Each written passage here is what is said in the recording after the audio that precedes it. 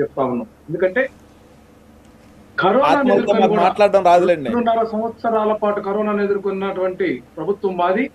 కరోనాను ఎదుర్కొని కూడా 2,47,47,000 కోట్ల రూపాయలను డీబీటీ పద్ధతి ద్వారా ప్రజలకు నేరుగా అర్హులైనటువంటి లబ్ధిదారులకు క్రమం తప్పకుండా ఇచ్చినటువంటి ప్రభుత్వం మాది. మరి మీరు ఈరోజు సూపర్ 6 పేరుతోటి విధ్వంసానికి పాల్పడి ఓట్లు లాక్కున్న తర్వాత నిరుద్యోగ వృత్తి ఆపేశారు. అట్లాగే మహిళలకు ఇస్తా ఉన్నటువంటి సూపర్ 6 ఎక్కడ అన్యాయం జరిగింది మీరు చెప్తారా కొంచెం? సూపర్ 6 మీరు మాట్లాడుతున్నారు కదా, సూపర్ 6 లో ఎక్కడ ఇష్యూ వచ్చింది, సూపర్ 6 లో ఎవరికి ఇబ్బంది వచ్చింది, ఎక్కడ జరిగింది చెప్తారా? సూపర్ 6 పథకాలు ఇంప్లిమెంటేషన్ జరుగుతున్నాయా లేదా? మేము చాలా క్లియర్ గా ఉన్నాం. మహిళలకు ఏదైతే 1,500 రూపాయలు ఇస్తా ఉన్నామో అది P4 ద్వారా ఇంప్లిమెంటేషన్ చేస్తున్నాం. అదర్ దాన్ దాట్ ఇంకేంటో చెప్పండి మీరు. అదర్ దాన్ దాట్ ఇంకేంటో చెప్పండి. ఓటికి ఏది వస్తే అది మాట్లాడడం కాదు. మీకు కనిపించట్లేదా? మీకు కనిపించట్లేదా? మహిళలకు ఉచితంగా బస్సు ప్రయాణం కనిపించట్లేదా? మహిళలకు గ్యాస్ సిలిండర్లు ఇవ్వడం కనిపించట్లేదా? తల్లి వందనం ఇవ్వడం కనిపించట్లేదా? తర్వాత రైతులకి సంవత్సరానికి 20,000 రూపాయలు ఇవ్వడం కనిపించలేదా? ప్రతి ఒక్కటి నోటికి ఏది వస్తే అది మాట్లాడడం కాదండి.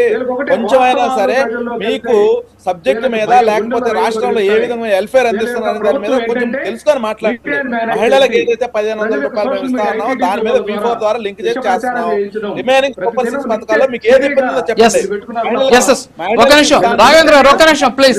రాఘవేంద్ర గారు ఒక్క నిమిషం సబ్జెక్ట్ డిబేట్ అవుతుంది ప్లీజ్. సబ్జెక్ట్ డిబేట్ అవుతుంది. ఎస్ రామారావు గారు ఎస్ రామారావు గారు కాదు ఓకే రాఘవేంద్ర గారు మాట్లాడండి.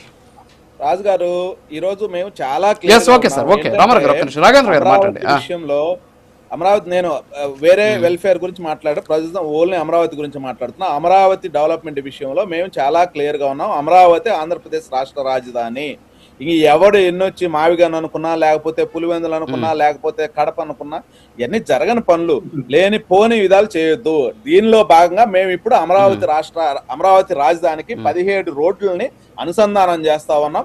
అనుసంధానంలో భాగంగా ఏవైతే సీడ్ యాక్సెస్ రోడ్డు చాలా ఇంపార్టెంట్. ఇది ఓవరాల్ గా కూడా దాదాపు 21.78 కిలోమీటర్స్ అనుకుంటా.